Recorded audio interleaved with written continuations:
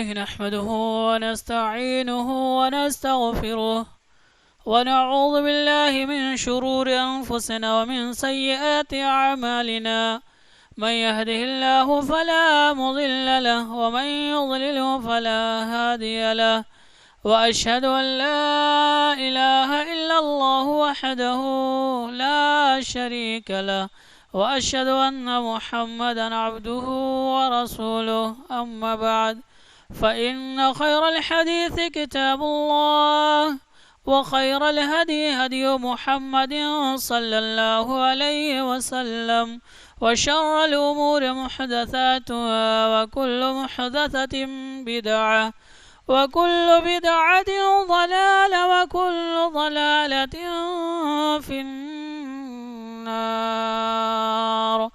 أعوذ بالله السميع العليم من الشيطان الرجيم. بسم الله الرحمن الرحيم. يا أيها الذين آمنوا اتقوا الله حق تقاته ولا تموتن إلا وأنتم مسلمون.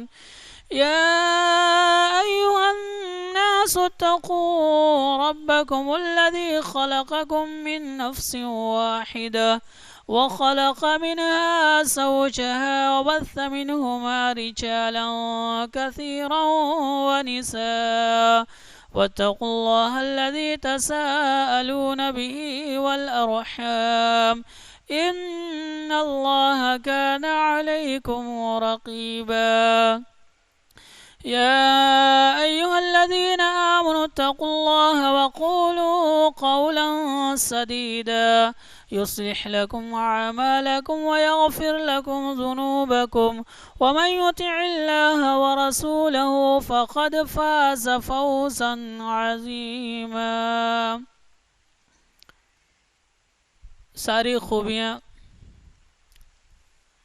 اللہ تبارک و تعالیٰ کے لیے ہے کہ جس نے کائنات کے اندر بہت سارے انبیاء کرام کو مبعوث کیا. درود و سلام نازل ہو تمام انبیاء کرام پر، خاص کر ہمارے نبی محمد عربی صلی اللہ علیہ وسلم پر. اللہم صلی علی محمد وعلی آل محمد كما صليت على إبراهيم وعلى آل إبراهيم إنك حميد مجيد. اللهم بارك على محمد وعلى آل محمد كما باركت على إبراهيم وعلى آل إبراهيم إنك حميد مجيد. حاضرین جمعہ، میرے دین و ملی بھائیوں، خصوصاً میرے نوجوان دوستوں،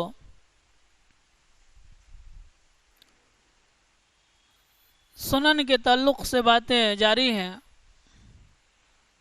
ایسی سنتیں جو ہم تک جنت تک پہنچائیں گی اگر ہم نے ان سنتوں کو اپنا لیا. انہی سنتوں میں سے ایک ہے جس کے راوی حضرت ام حبیبہ رضی اللہ تعالی عنہا کہتی ہے: سمعت رسول اللہ صلی اللہ علیہ وسلم یقول من صلى 12 ركعة في يوم وليلة بنى له بهن بيت في الجنة. یعنی حضرت ام حبیبہ رضی اللہ تعالی عنہا کہتی ہیں کہ میں نے رسول کریم صلی اللہ علیہ وسلم کو یہ حدیث بیان کرتے ہوئے سنا. آپ صلی اللہ علیہ وسلم فرما رہے تھے کہ من صلی 12 رکعۃ فی یوم ولیلہ، جس نے رات اور دن میں یعنی پورے 24 گھنٹے میں صلی 12 رکعۃ 12 رکعت نماز ادا کی، اللہ تبارک و تعالی ان 12 رکعتوں کی برکت سے بنا لہو بہن بیت فی الجنہ، اللہ تبارک و تعالی اس انسان کے لیے جنت میں گھر بناتا ہے. یہ 12 رکعت کون سی نماز ہوں گی، اس کی بھی تشریح ہے اگلی حدیث کے اندر۔ حضرت ام عائشہ رضی اللہ تعالی عنہا کہتی ہے قال رسول اللہ صلی اللہ علیہ وسلم من ثابر الاثنتي عشرة من السنت، جس نے 12 رکعت دن اور رات میں سنن کا اہتمام کیا، پابندی کے ساتھ پڑھتے رہے۔ صابرہ کا مطلب ہوتا ہے مداومت برتنا، یعنی چھوٹے نہیں، لگاتار پڑھتے رہنا، بیچ میں گیپ نہ مارے، اس کو صابر کہا جاتا ہے۔ صابر علی 12 رکعۃ من السنت، جس نے 12 رکعات ہمیشگی کے ساتھ ادا کرتا رہا، اللہ تبارک و تعالی اس انسان کے لیے جنت میں گھر بناتا ہے۔ اما عائشہ رضی اللہ تعالی عنہا ان 12 رکعات کی تعداد بتاتی ہے کہ کب کتنا پڑھنا ہے۔ کہتی ہے 4 رکعات قبل الظہر ورکعتین بعدها، 4 رکعت ظہر کی نماز سے پہلے اور 2 رکعت بعد میں، ورکعتین بعد المغرب، اور 2 رکعت مغرب کے بعد، ورکعتین بعد العشاء، اور 2 رکعت عشاء کے بعد، ورکعتین قبل الفجر، اور فجر سے پہلے 2 رکعت۔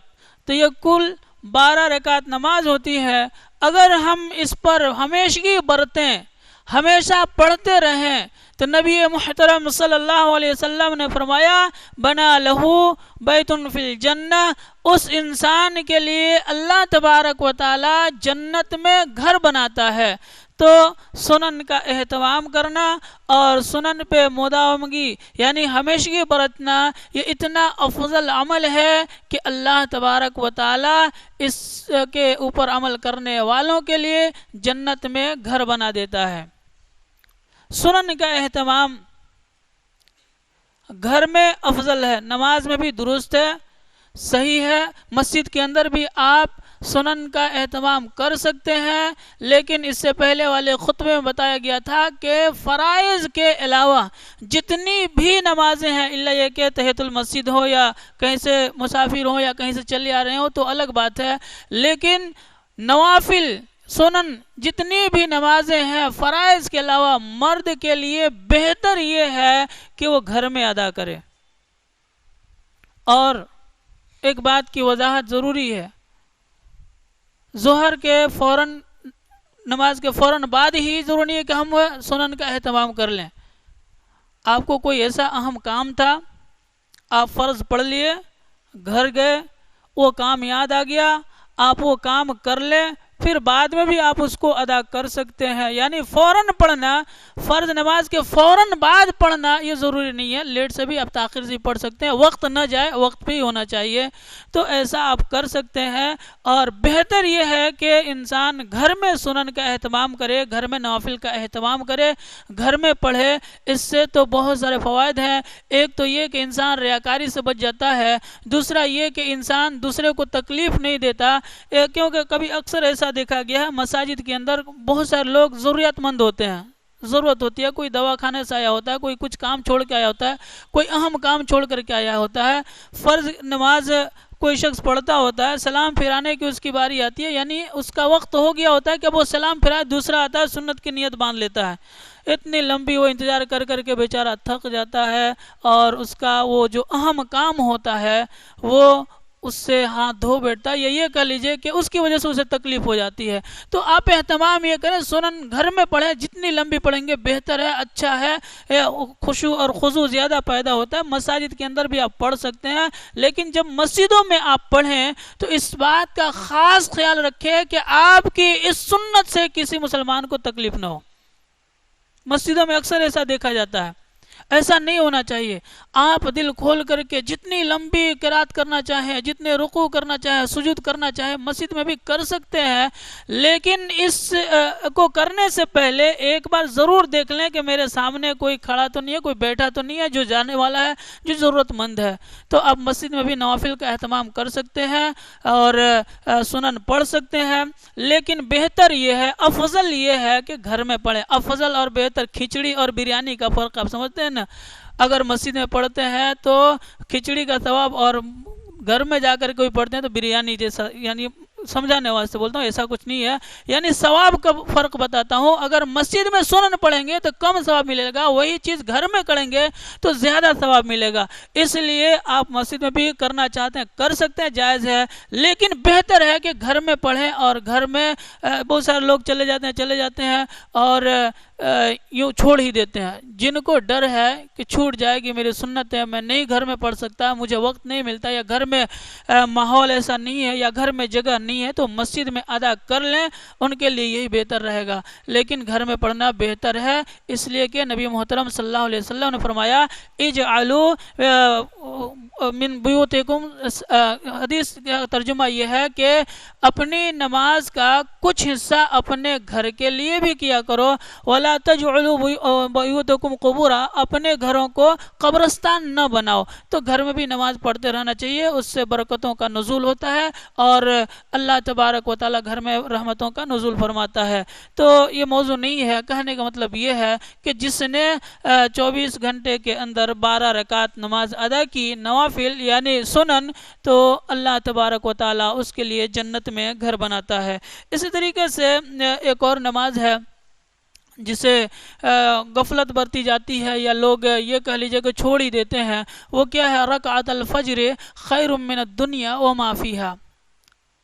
ایک انسان دنیا کا سلطان ہے، بادشاہ ہے، اس کے انڈر میں دنیا کی ساری چیزیں ہیں، اور وہ چاہتا ہے کہ چلو میں ان تمام چیزوں کو اللہ کے راہ میں خرچ کر دوں. پوری دنیا اٹھایا، کہا کہ چلو میں نے یہ اللہ کے راہ میں خرچ کر دیا. وہ انسان ایک طرف.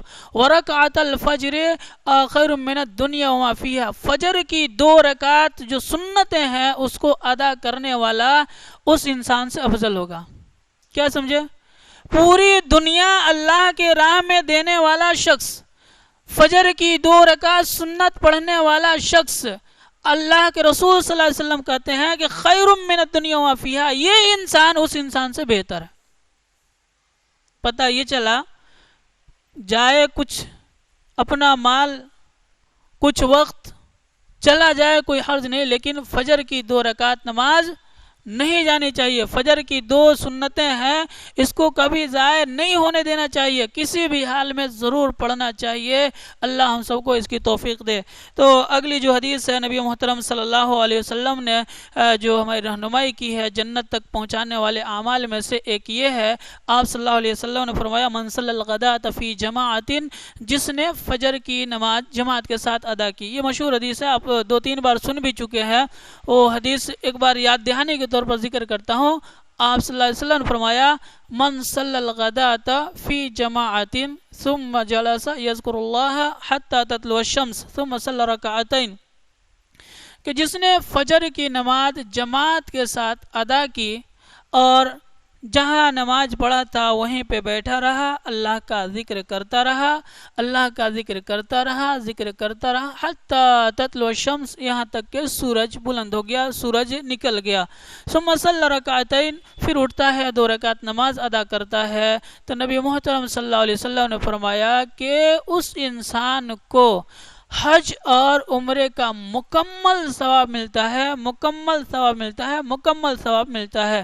تو فجر کی نماز کے بعد اگر کوئی شخص اپنی جگہ پہ بیٹھا رہے، روزانہ اگر کوئی شخص کرتا ہے، تو آپ یوں سمجھیے کہ مہینے میں اس کے 30 حج اور عمرے ہوتے ہیں. اور جس انسان کے روز کا حج ہو، روز کا عمرہ ہو، ظاہر سی بات ہے کہ نیکیوں میں اس سے بڑا کوئی نہیں ہو سکتا، اس سے بڑھ کر کوئی نہیں ہو سکتا۔ تو اگر وقت ہے، ممکن ہے، تو ان سنتوں پر بھی عمل کریں۔ اللہ تعالی ہمیں بھی اس کی توفیق دے کہ ہم سنن کے اہتمام کریں، اور خاص طور سے نوافل کا جو ذکر کیا جاتا ہے اللہ ہم سب کو اس کا پابند بنائے۔ اس طریقے سے ایک اور حدیث آتی ہے، وہ جو سورج نکلنے کے بعد کی جو نماز ہوتی ہے، صلاۃ الاوابین کہہ لیجئے یا اشراق کی نماز کہہ لیجئے، نبی محترم صلی اللہ علیہ وسلم نے فرمایا، حضرت عقبہ بن عامر الجہنی رضی اللہ تعالی عنہ اس حدیث کے راوی ہے، کہتے ہیں کہ اللہ تبارک و تعالی کہتا ہے کہ جس انسان نے بھی 4 رکعت نماز کا اہتمام کیا، 4 رکعت فرائض کے علاوہ، نوافل کی بات ہو رہی ہے، جس نے بھی ظہر سے پہلے 4 رکعت نماز کا اہتمام کیا، اے لوگو، اللہ تبارک و تعالی اس دن کے لیے اس کے لیے کافی ہو جاتا ہے۔ اللہ کے رسول صلی اللہ علیہ وسلم کہتے ہیں، یقول اللہ عز و جل یا ابن آدم اکفنی اول النہار ب4 رکعات، اے ابن آدم تم صبح میں، یعنی سورج نکلنے کے بعد جو دن کی شروعات ہوتی ہے، تم تمام کاموں سے بے نیاز ہو کر کے 4 رکعت نماز ادا کر لو، میں تمہارے لیے کافی ہو جاؤں گا، میں تمہارے لیے کافی ہو جاؤں گا۔ کا مطلب یہ ہے کہ اللہ تبارک و تعالی اس انسان کو پورے دن اپنے حفظ و امان میں رکھے گا، اللہ تبارک و تعالی اس کی نیک تمناؤں اور مرادوں کو پورا کرے گا۔ تو ہر انسان کو چاہیے کہ صبح کرتے وقت اللہ تبارک و تعالی کے لیے نماز ادا کیا کرے اور نماز پڑھے۔ اسی طریقے سے نبی محترم صلی اللہ علیہ وسلم نے ظہر سے پہلے جو 4 رکعت نماز ہوتی ہے، اس سنتوں کے فضیلت کے تعلق سے آپ صلی اللہ علیہ وسلم نے فرمایا کہ من صلی الظہر 4 رکعات لأولها، کہ جس نے ظہر کی نماز سے پہلے 4 رکعت نماز ادا کی، وہی سنت 4 رکعت سنتیں ہیں۔ اس کے بارے میں آپ صلی اللہ علیہ وسلم نے فرمایا کہ جس نے ظہر کی نماز سے پہلے 4 رکعت نماز ادا کی، اللہ تبارک و تعالی اس انسان کے لیے جنت میں گھر بناتا ہے۔ کون ہے؟ جس نے ظہر سے پہلے 4 رکعت سنن کا اہتمام کیا، گھر میں، دکان پہ، یا جہاں بھی اس کو موقع ملتا ہے وہاں پڑھ کر کے مسجد میں 4 رکعت آ کر کے ظہر کی فرض نماز ادا کرتا ہے، نبی محترم صلی اللہ علیہ وسلم نے فرمایا کہ اس انسان کے لیے اللہ تبارک و تعالی جنت میں گھر بناتا ہے۔ سیم ایسی ہی حدیث ہے، حضرت ام حبیبہ رضی اللہ تعالی عنہا اس حدیث کے راوی کہتی ہے، نبی محترم صلی اللہ علیہ وسلم نے فرمایا کہ من حافظ علی 4 رکعات، جس نے قبل ظہر کی فرض نماز سے پہلے 4 رکعت سنن کا اہتمام کیا، 4 رکعت سنتیں ادا کی، حرم علی النار، نبی محترم صلی اللہ علیہ وسلم نے فرمایا کہ جہنم کو اس انسان کے لیے حرام کر دی جاتی ہے، یعنی جہنم کی آگ اس انسان کو نہیں جلا سکتی۔ پتہ یہ چلا کہ جس انسان کو جہنم کی آگ نہیں جلا سکتی تو ظاہر سی بات ہے وہ جنتی ہی ہے، وہ جنت میں ہی جانے والا ہے۔ تو اس لیے آپ اہتمام کریں، کوشش کریں کہ گھر سے نکلنے سے پہلے، جو آپ ہمیشہ نکلتے ہیں، تھوڑا 5 منٹ پہلے نکل جائیں تاکہ آپ کی یہ 4 رکعت ادا ہو جائے اور جہنم کی آگ سے ہم بچ جائیں۔ شیم ایسی حدیث ہے جس کے بارے میں نبی محترم صلی اللہ علیہ وسلم نے فرمایا کہ من صلی قبل الظہر 4 وبعدها 4 حرمہ اللہ علی النار۔ پہلی حدیث تھی حرم علی النار، وہ انسان جہنم کی آگ پر حرام کر دیا جاتا ہے، اور دوسری جو حدیث ہے اس میں ہے کہ جس نے ظہر سے پہلے 4 رکعت، ظہر کے بعد 4 رکعت نماز ادا کی، حرمہ اللہ علی النار، اللہ تبارک و تعالی جہنم کی آگ کو اس کے اوپر حرام کر دیتا ہے۔ تو پتہ یہ چلا اس حدیث کے روح سے کہ اگر کوئی شخص ظہر سے پہلے 4 رکعت اور بعد میں بھی 4 رکعت پڑھنا چاہتا ہے تو پڑھ سکتا ہے۔ تو اگر اس طریقے سے اگر کوئی کرنا چاہے تو اس حدیث پر بھی عمل کر سکتا ہے۔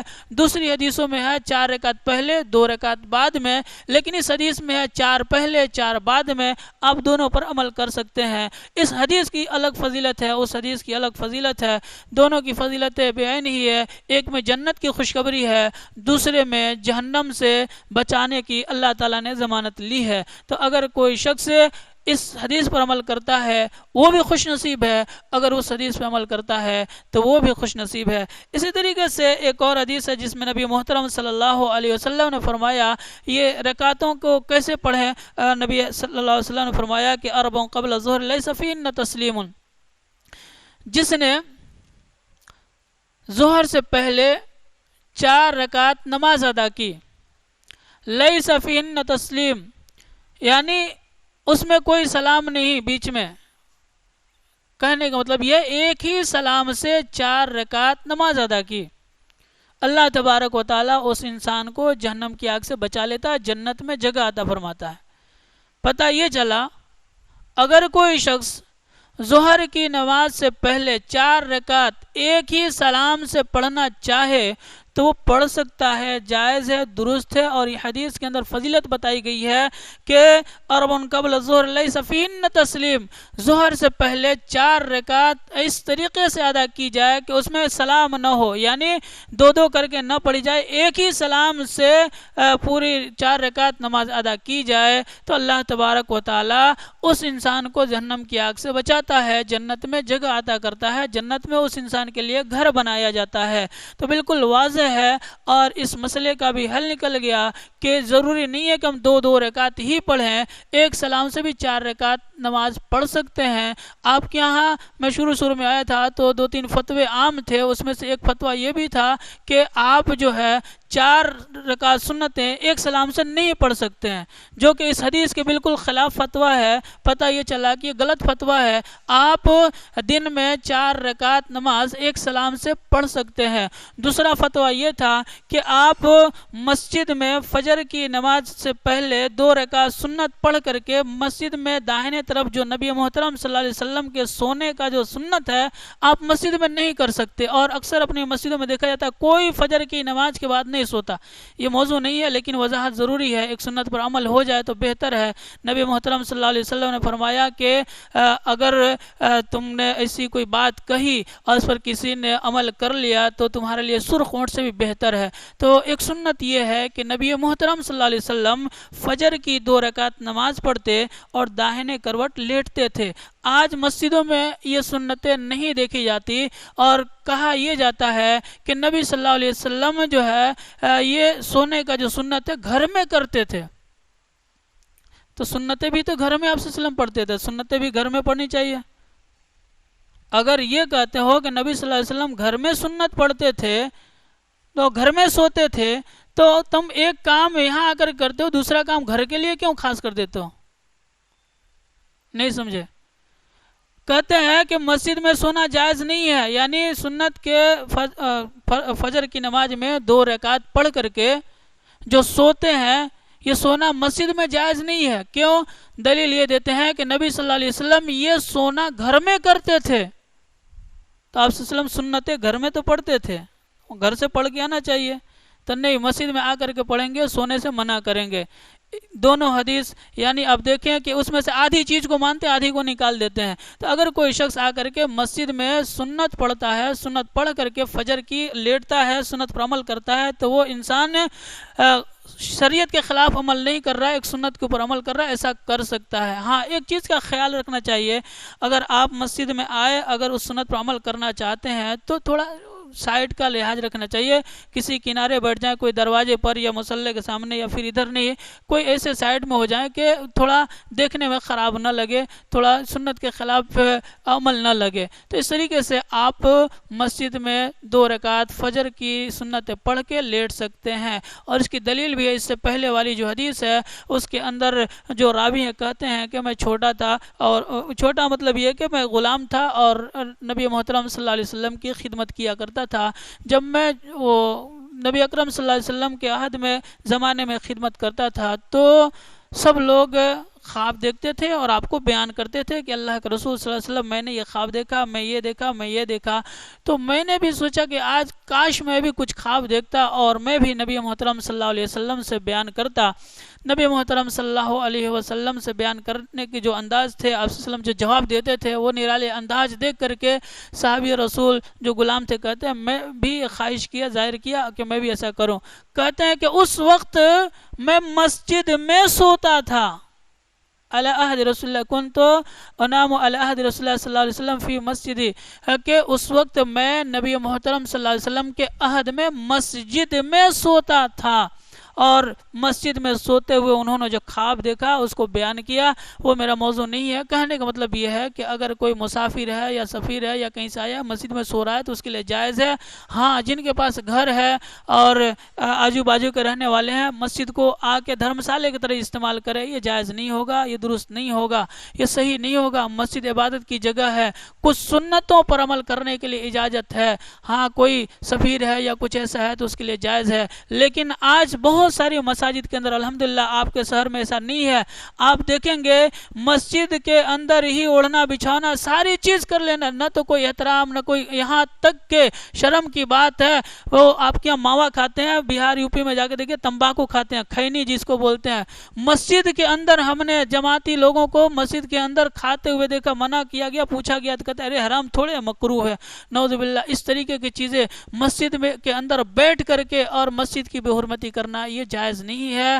مسجد کا احترام ضروری ہے، مسجد کا لگاؤ اور مسجد سے محبت بھی آپ کو جنت میں لے جانے والی چیز ہے. مسجد کی صاف ستھرائی کا اہتمام کرنا بھی آپ کے لیے ضروری ہے اور آپ کو یہ عمل جنت میں لے جا سکتا ہے. کیونکہ آپ سنے ہوں گے نبی محترم صلی اللہ علیہ وسلم پوچھتے ہیں کہ وہ بوڑھی عورت کہاں گئی؟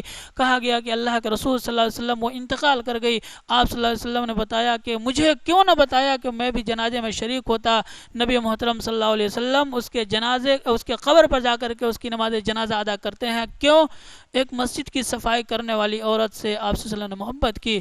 مسجد سے لگے ہوئے ہر انسان سے محبت ہونی چاہیے، نہ کہ نفرت. آج مسلمانوں میں نفرت پھیلی ہوئی ہے. اگر کوئی کام کرتا ہے اس سے نفرت، کچھ امامت کراتا ہے اس سے نفرت، کچھ حق بات بولے اس سے نفرت، کچھ مسجد میں اٹھل پتھل کرے، یعنی اٹھل پتھل مطلب کچھ کام کاج کرائے اس سے نفرت. آج مسلمانوں میں نفرت کے علاوہ کچھ نہیں ہے.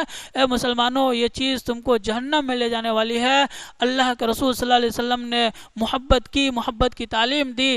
آؤ ہم بھی محبت کرتے ہیں، مسجد سے لگاؤ کرتے ہیں، مسجد سے دل لگاتے ہیں اور مسجد میں رہنے والے، مسجد میں کام کاج کرنے والے سب سے محبت کرتے ہیں. اللہ تعالیٰ سے دعا ہے کہ بار الہ ہم سبوں کو تو نبی محترم صلی اللہ علیہ وسلم سے، آپ صلی اللہ علیہ وسلم کی احادیث سے، آپ صلی اللہ علیہ وسلم کی تعلیم سے، آپ صلی اللہ علیہ وسلم کے پیغامات سے، آپ صلی اللہ علیہ وسلم کے حکم سے سب سے محبت کرنے، عام کرنے، اس پر عمل کرنے کی توفیق عطا فرما. آمین. وآخر دعوانا ان الحمد للہ رب العالمین.